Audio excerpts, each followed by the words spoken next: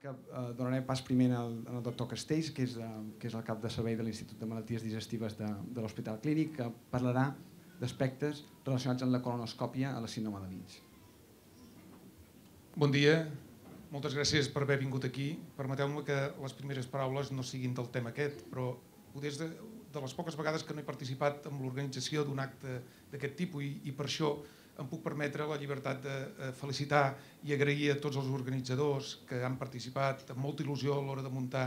aquesta jornada, i vull concretar-ho amb les dues persones que han estat al capdavant, que és el doctor Francesc Balaguer i la doctora Judit Balmanya, però que darrere seu, físicament aquí representats, hi ha molta més gent que han fet amb molta il·lusió aquest programa, i la prova de que han aconseguit el que buscaven és que tots vosaltres estigueu aquí. Per tant, des del meu punt de vista, felicitats a tots per ser-hi i felicitats a ells per organitzar-ho. Malgrat aquestes paraules amables que he tingut cap amb ells, m'han deixat com a tema per presentar un tema que no acostuma a ser gaire agradable, almenys per tots aquells que sovint us proposem de fer-vos aquesta prova, que és la colonoscòpia. He portat aquest acudit anglès.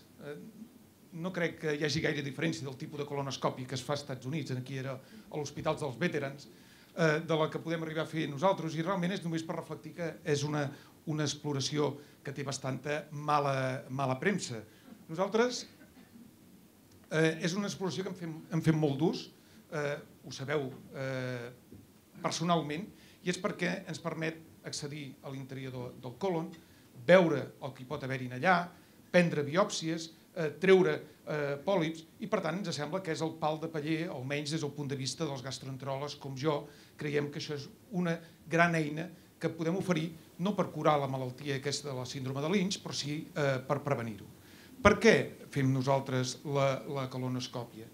Doncs és per una cosa que tots vosaltres sabeu, i és que malgrat la síndrome de Lynch pot donar lloc a molts tipus de càncer, encara el que predomina és el càncer de còlon. Aquestes són gràfiques d'aquestes que a nosaltres ens agrada ensenyar i que fonamentalment el que vol dir és que la probabilitat al llarg de la vida que una persona amb síndrome de Lynch faci un tumor en el còlon benigne o maligne és important.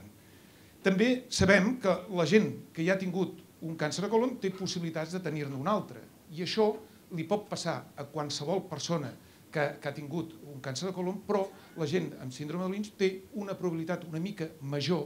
de patir un segon tumor en el còlon. Aquesta és la part negativa de la meva xerrada, de la meva introducció, que acabo molt ràpidament, perquè el que sí que és important saber és que té una gran part positiva la colonoscòpia en el maneig de la síndrome de Lynch. Aquest és un estudi que m'hi detindré un minut. És un estudi de fa molts anys que es va fer a Finlàndia, que aquests investigadors finesos el que varen fer va ser proposar a famílies amb síndrome de Lynch si es volien fer o no una colonoscòpia per prevenir el càncer de còlon.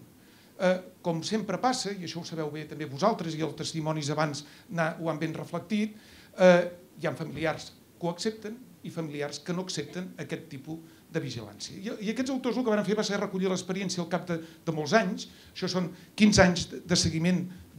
d'aquestes persones, i el que van veure és que realment aquelles persones que acceptaven el que nosaltres diguem screening o vigilància, doncs tenien una probabilitat de sobrevida molt més alta que aquells mateixos familiars que no havien acceptat fer-se aquestes proves. Per tant, això va ser la demostració inequívoca que la colonoscòpia podia oferir uns grans avantatges a la síndrome de Lynch. No tan sols tenim la colonoscòpia, sinó que ara tenim noves tècniques, com pot ser la cromandoscòpia. En aquesta imatge no es veu massa bé, però que són tècniques que el que permeten és veure encara amb més detall la mucosa de l'interior del còlon, de tal manera que el que estem trobant cada cop són pòlips més petits que apareixen en aquestes persones. De tal manera que la colonoscòpia no tan sols ens serveix per detectar precoçment el càncer, vull dir, precoçment em refereixo a lesions molt incipients, sinó que pot actuar com una eina preventiva, perquè si trobem aquests pòlips, com més petits millor, tallem la probabilitat que aquest pòlip pugui arribar a fer un càncer. Però en aquesta no es veu pràcticament res, i com fem aquestes tècniques de la cromandoscòpia es posen en evidència lesions petites. És important assenyalar, i companys meus m'han recordat que us insistís en el tema que per fer aquestes colonoscòpies us demanem moltes vegades aquella cosa tan desagradable que és fer la preparació abans de la prova. Avui en dia poca gent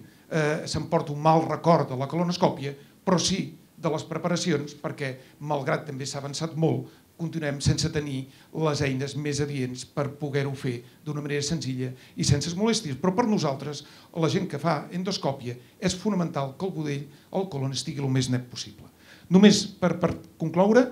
dir o recordar que la realització d'un seguiment de forma periòdica, no n'hi ha prou en fer-ho una vegada amb colonoscòpia, disminueix la probabilitat d'aparició del càncer, i fins i tot hi ha algun estudi que ja demostra que la gent amb síndrome de Lynch que fa la colonoscòpia té la mateixa probabilitat de sobreviure que aquells malalts o aquelles persones de les mateixes famílies que no han heredat la mutació. Per tant, estem igualant la gent amb mutació a la gent que no la té en quant a la probabilitat de tenir un càncer de colon. Si la colonoscòpia detecta aquesta lesió, és molt probable que la puguem eliminar sense que això comporti cap risc per la persona i que la incorporació d'aquestes noves tècniques encara millora més el rendiment. Això és tot el que us volia dir. Ara és el torn vostre. Gràcies.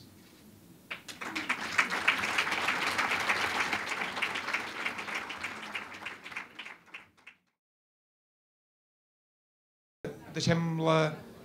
aquesta part només en un minut. No és un resum, però sí de preguntes que han anat sortint i que poder tenen interès per tots. Una és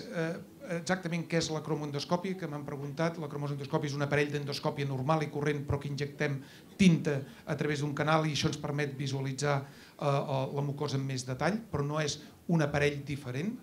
La segona pregunta que ja ha sortit en diverses taules ha sigut si sempre hauríem de fer una cromoendoscòpia en el seguiment del Lynch.